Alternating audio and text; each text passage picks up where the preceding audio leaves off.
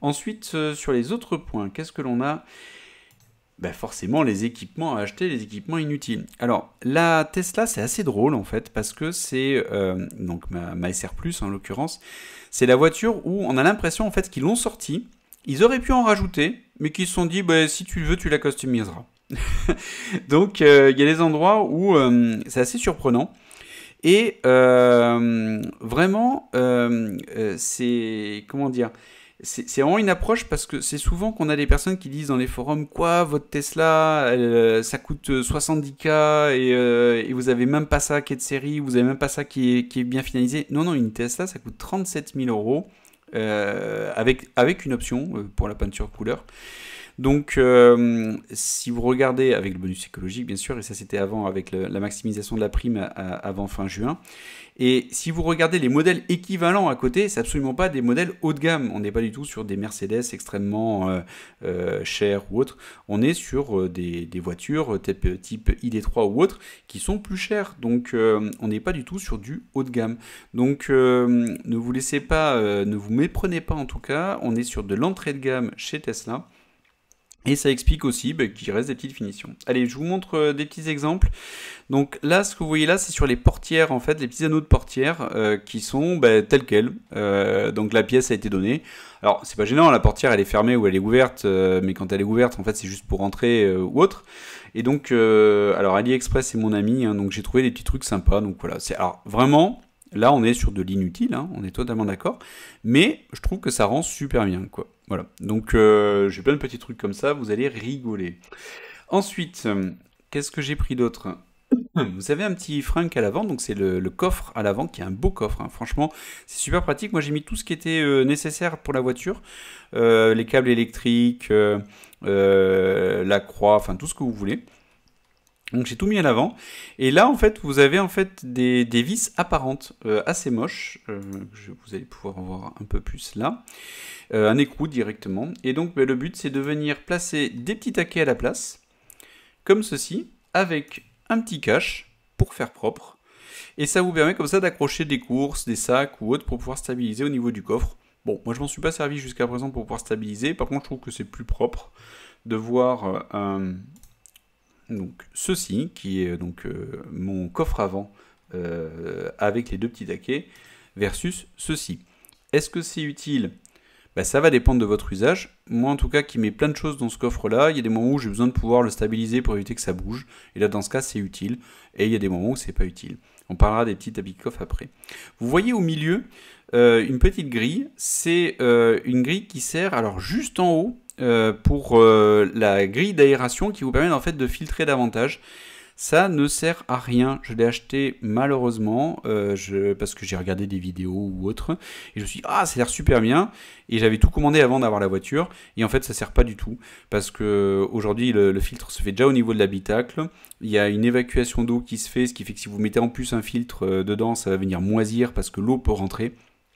C'est pas du tout adapté, n'achetez pas ceci. Il n'y a pas besoin en tout cas de mettre de filtre là-haut pour l'air. Ensuite, dans ce que je voulais vous montrer, hop, c'est à l'arrière. Donc à l'arrière, vous avez ici une sorte de grand vide-poche sur lequel j'ai rajouté cette petite partie en tissu, en tout cas sur laquelle vous voyez marqué Tesla dessus, et qui est hyper pratique parce que c'est un grand vide-poche que vous pouvez comme ça surélever et qui vous permet comme ça de mettre plein de produits à l'intérieur, plein de bazar parce que la boîte à gants est quand même très petite et donc moi j'ai mis là-dedans plein d'affaires que je mettais avant dans la boîte à gants. Donc typiquement l'aspi venin, les trucs comme ça qui servent quand on part en vacances, enfin qui servent, le but c'est que ça serve pas mais en tout cas c'est bien de l'avoir. Ben voilà, c'est là-dedans, une paire de lunettes de remplacement, de soleil, enfin voilà, des petits trucs que vous voulez mettre, qu'avant je mettais dans ma boîte à gants, je mets là-dedans et c'est pas forcément les trucs dont j'ai besoin quand je suis en train de conduire en tout cas. Donc celui-là je vous le recommande, si ça vous intéresse je vous mettrai évidemment les liens. Ensuite on va passer à ceci qui est indispensable. Donc en fait ça se trouve à l'arrière de votre siège. Vous avez un dossier qui est dans un plastique un petit peu dur, mou, entre les deux. Qui est assez sympa avec du cuir devant, une pochette. Et moi j'ai deux enfants. de petits gars qui mettent leurs pieds partout. Et donc j'ai protégé en mettant ce que vous voyez marqué Tesla, là, la petite poche Tesla qui enveloppe tout le fauteuil et qui permet comme ça de protéger avec toutes les traces de pieds qu'on a en permanence. Et donc ça, je vous le recommande vivement. Ça vous ajoute une petite poche, c'est pas moche. C'est totalement dans le style de la voiture si vous l'avez choisi noir évidemment. Je vous recommande, prenez-le, ça vaut vraiment le coup. Ensuite, dans ce que j'ai pu voir, je transporte, et c'était un de mes sujets, mais on en parlera après, le chargement. Là, vous voyez, en fait, c'est le siège est rabattu. À l'arrière, vous avez une sorte de petit velours. Moi, j'ai tout le temps mes sièges rabattus, parce que je transporte toujours des trucs dans ma voiture. Et le velours, en 2 jours, il était mort. Hein, ça, c'est clair, il n'y a pas à chercher. Donc, qu'est-ce que j'ai trouvé à la place? C'est un petit velcro qui vient se mettre dessus. Un tissu imitation cuir, clairement, c'est pas du cuir du tout, mais c'est pas moche, comme vous le voyez là, c'est bien harmonisé avec les fauteuils, et ça permet de protéger les trucs qu'ils ont déjà pris plein de shoots, et là maintenant j'y vais sans me poser une question, je sais que je n'abîmerai pas, et s'il y a besoin de le changer, ça coûte rien, tout ce que je vous montre ça coûte moins de 20 €, enfin vraiment c'est pas cher du tout. Donc n'hésitez pas là-dessus, ça vaut le coup, et lorsque vous voyez avec les deux voilà, de l'autre côté avec la partie double rabattue. Aussi, là, c'était un peu plié parce que c'est arrivé plié dans le colis. Autre point que j'ai acheté, que j'ai jeté, c'est les protections pour l'électricité. Je n'ai pas pu refermer la trappe. Ça veut dire que la trappe se ferme automatiquement. Dès que je referme, hop, ça bloque. Et je suis obligé de réouvrir ensuite derrière. Donc celui du haut ne sert pas. Dans ce que j'ai pu lire, seul celui du bas peut servir éventuellement parce que vous pouvez avoir un peu d'eau qui rentre là-dedans. Mais le mien, en tout cas, que j'ai redécoupé, il y a une excroissance qui fait que j'arrive pas à refermer la trappe. Donc je ne vous le conseille pas, ne l'achetez pas. Tout ce que j'ai acheté là, j'ai acheté sur AliExpress, sauf ma protection d'écran. Pour répondre à ta question, Draxas, je vous mettrai les liens évidemment si vous le souhaitez, et ce sera dans la description pour ceux qui nous regardent sur YouTube. Ensuite, on continue le tour du propriétaire avec l'accoudoir central lorsque vous conduisez. Donc vous avez un accoudoir qui se relève et dans lequel vous avez en fait un trou à l'intérieur, une petite cavité qui est dommage. Et ils ont trouvé une super solution, c'est ceci. Donc ça, je trouve ça hyper pratique. Ça fait entre guillemets un coin secret dans la voiture. Je pense qu'en tout cas, on n'aurait pas le premier réflexe qui est de prendre l'accoudoir, le lever et à l'intérieur aller chercher, voir s'il y a quelque chose. Et donc là, on peut mettre des petits points, des petites affaires qu'on ne souhaite pas forcément voir apparentes pour tout le monde. Comme vous voyez, c'est pas hyper profond quand même, donc vous n'allez pas mettre dedans des lingots d'or. Par contre, vous pouvez mettre des billets, des pièces sans aucun souci, des papiers d'identité ou autre. Attention, vous avez aussi la boîte à gants qui est sécurisée par code, donc n'hésitez pas à vous en servir également. Ensuite, vous avez la protection d'écran.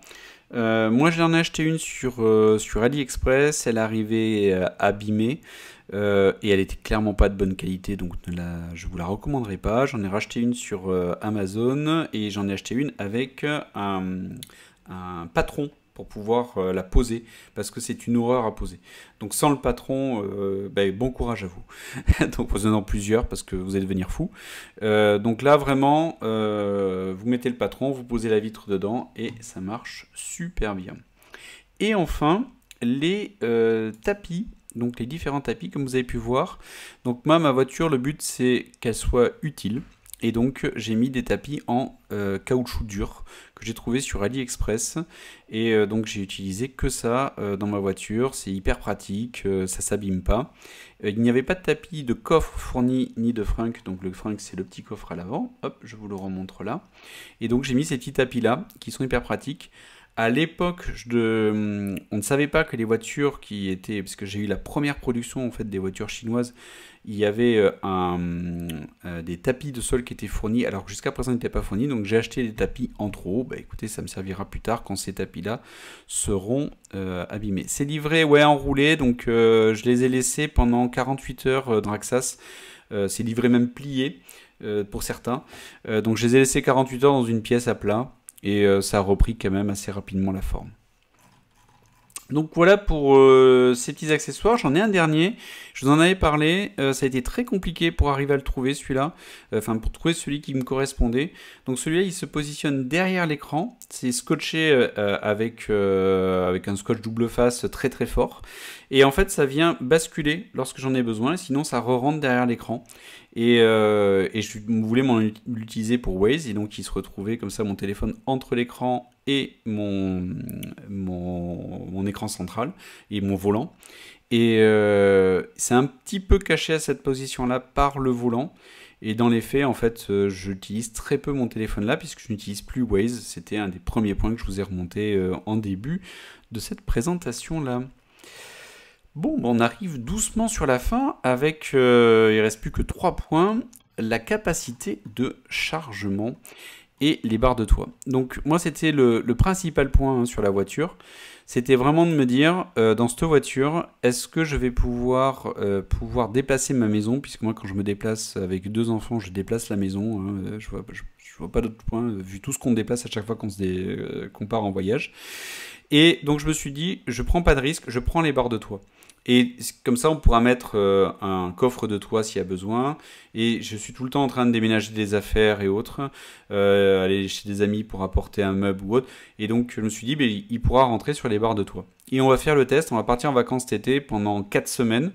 Et est-ce qu'on va avoir besoin des barres de toit? Et la réponse est, j'en aurais eu besoin si je n'avais pas pris les sacs adaptés. Pourquoi? Parce qu'il y a le coffre en fait de la Tesla est large et ensuite il se rétrécit, mais il est quand même assez haut. Et si vous venez mettre dedans des valises à coque dure ou autre, vous mettez 3 valises, le coffre il est rempli, c'est fini. Et c'est une catastrophe. Par contre, si vous achetez des sacs adaptés à la voiture, eh ben ça pose aucun souci et c'est ce que j'ai fait. Et donc j'ai acheté des sacs exprès adaptés pour ces voitures-là. Donc là, vous voyez, ce sont 2 sacs type trolley, donc sacs à roulettes, qu'on vient mettre derrière. Et il y en a un pour moi, un pour ma femme.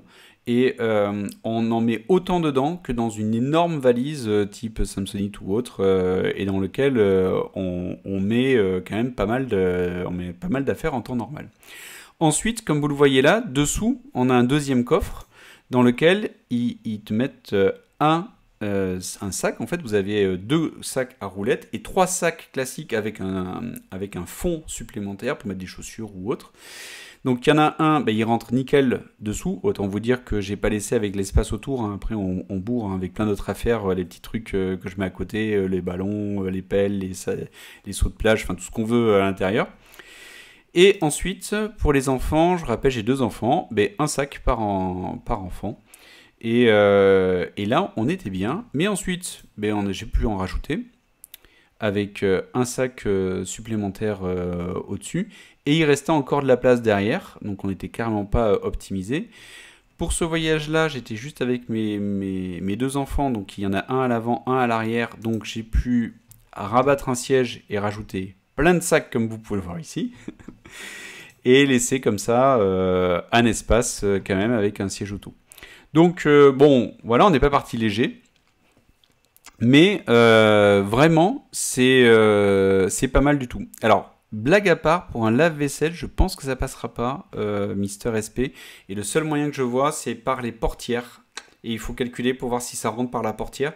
Parce qu'à l'arrière, comme tu peux voir là, la hauteur ici, c'est 80 cm. Donc tout ce qui fait plus de 80 cm ne rentrera pas dans ton coffre. Donc après, c'est par les portières arrière.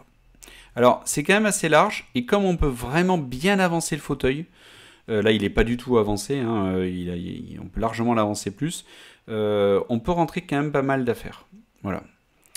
Donc, voilà, comme vous voyez, on arrive quand même à faire des choses assez sympas, de rajouter plein d'affaires encore, et de partir en voyage. Et donc, pendant tout l'été, où on a quand même pas mal bougé, on était à 4 pendant 4 semaines, on ne s'est jamais servi des barres de toit. Voilà. Et effectivement, c'est un coffre, c'est pas un haillon, tu as tout à fait raison, Xort, c'est bien la spécificité, ce qui ferait que la Tesla modèle Y m'intéresserait forcément si elle n'était pas aussi chère, puisqu'elle est beaucoup plus chère que la Tesla modèle 3, elle est au moins 10 000 € de plus.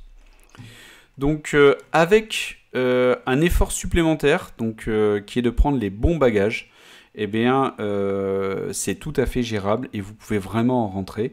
Et avec les bons bagages, on peut dire vraiment que j'en mets autant qu'avant dans mon Renault Grand Scénic, puisque je retrouve quasiment la même capacité, vraiment quand c'est bien optimisé. Par contre, dans Grand Scénic, je pouvais envoyer comme je voulais dedans des sacs énormes, des valises énormes, les mettre les unes sur les autres, ça pose aucun souci. Là, il faut vraiment que ça soit les bagages optimisés pour. Donc je vous mettrai le lien. De mémoire, c'est dans les 300 et quelques euros. 300 et quelques euros, 5 sacs, donc 2 à roulettes. Mais franchement, c'est pas cher et c'est de la super qualité. Enfin, alors, j'ai essayé que d'un été, mais ça n'a pas bougé, c'est pas du tout déchiré. Enfin, c'est vraiment, je recommande, je suis hyper content de ces sacs-là. Les suspensions sont fermes malgré le chargement. Oui, oui, oui, aucun souci. Ouais. On arrive à la peinture. Eh bien, la peinture, c'est le gros point noir. Je ne sais pas si vous connaissez cette phrase. J'attendais rien et j'ai quand même été déçu. Eh bien, c'est exactement ce qui s'est passé pour moi. Je savais que la peinture, c'était le point noir. Donc, je savais que que ça serait pas parfait. Eh bien, j'ai quand même réussi à être déçu parce que c'est encore pire quand même que ce que je pensais. Tout à l'heure, je vous ai listé les différentes couleurs des Tesla Model 3. Il y a deux couleurs qui sont très intéressantes, c'est la blanche et la rouge, puisque les blanches et rouges sont des couleurs qui sont ce qu'on appelle multicouches. Donc ça veut dire que vous avez plusieurs couches de peinture.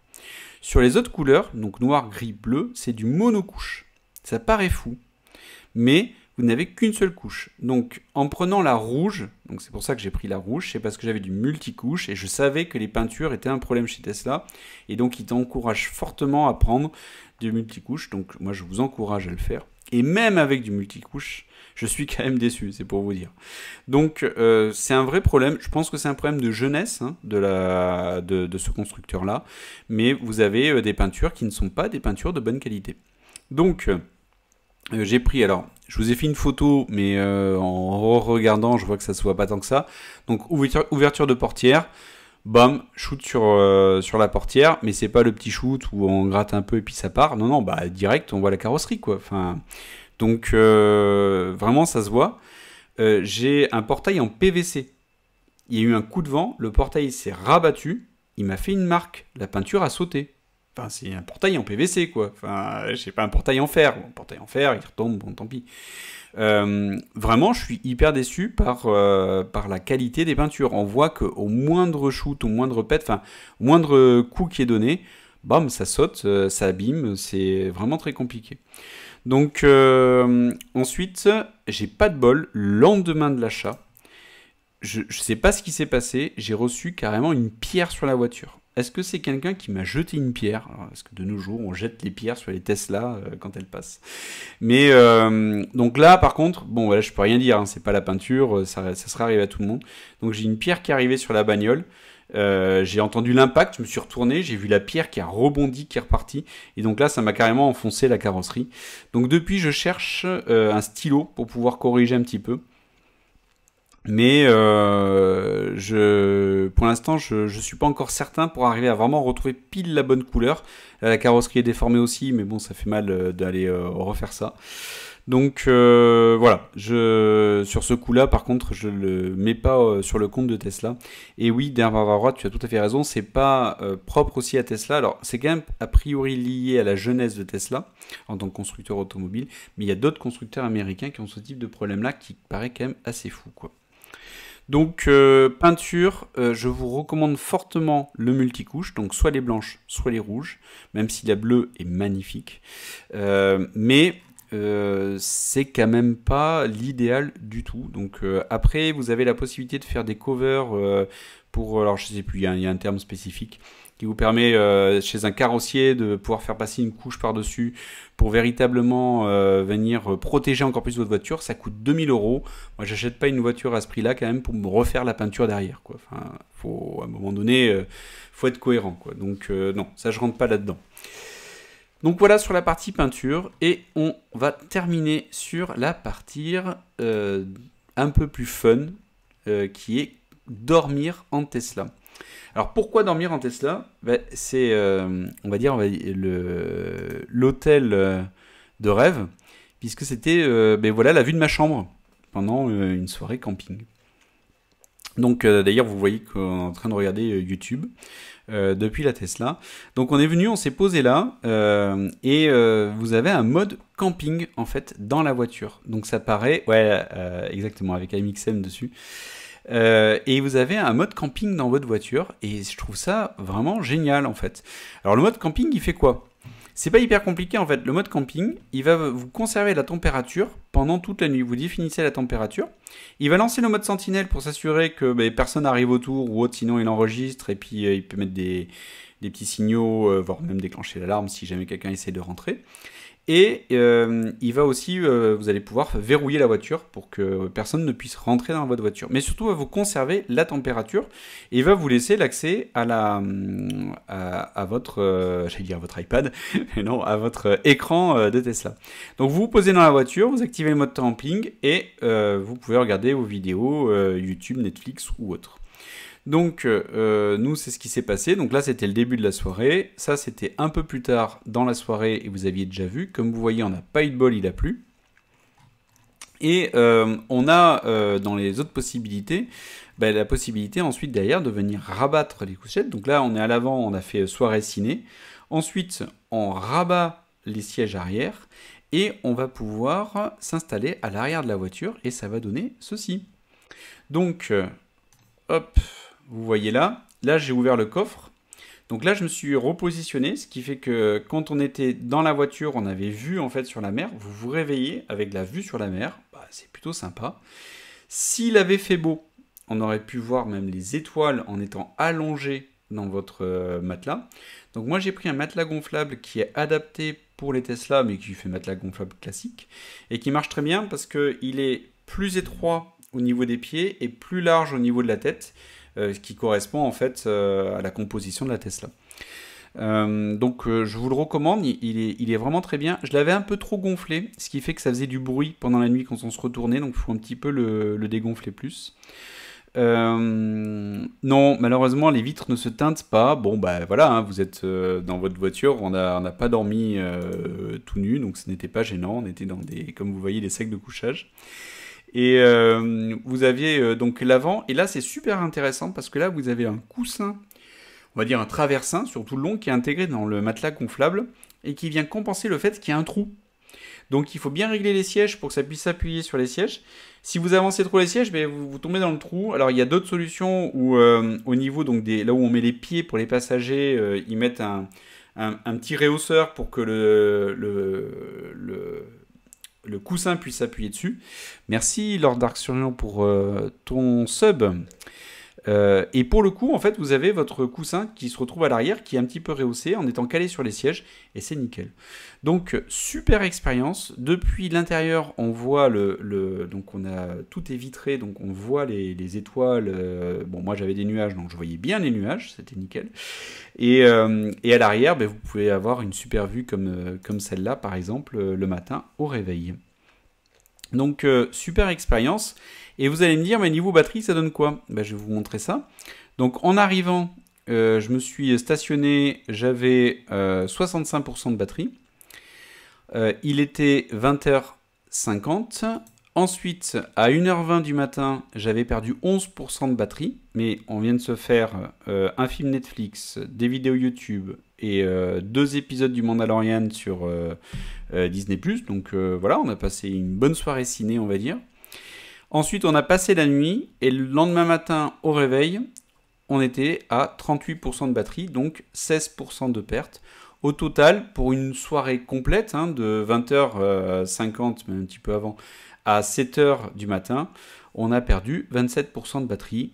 Franchement, c'est nickel. Donc il faut le savoir avant, pensez bien à charger, pas arriver à 30%, ça serait dommage.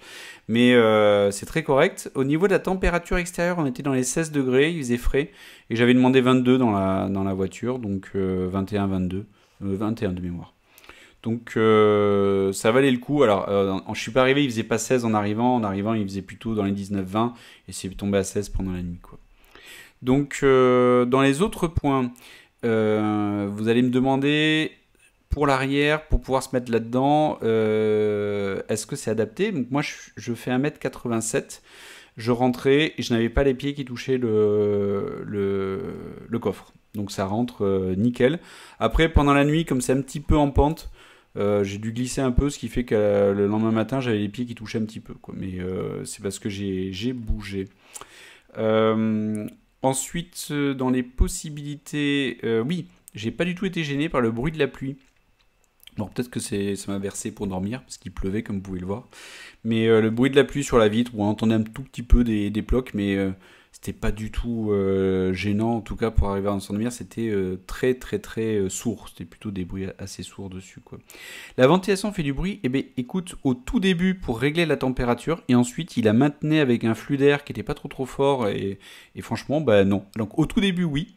Et une fois qu'il a atteint la bonne température, je m'en suis pas rendu compte et ça m'a absolument pas réveillé en tout cas pendant la nuit si jamais il avait remis un à-coup.